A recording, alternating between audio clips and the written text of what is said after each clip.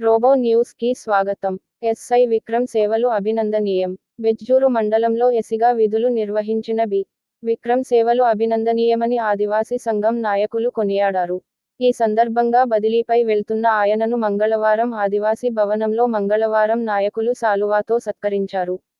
రైతు నాగలి విగ్రహదాత ఉమ్మడి ఆదిలాబాద్ జిల్లా ఎమ్మెల్సీ దండే విఠల్ గారిని ఖానాపూర్, తిమ్మాపూర్ మున్నూరు కాపు సంఘం నాయకులు నేడు కాగజ్ నగర్ పట్టణంలోని ఎమ్మెల్సీ గారి నివాసంలో మర్యాదపూర్వకంగా కలిశారు.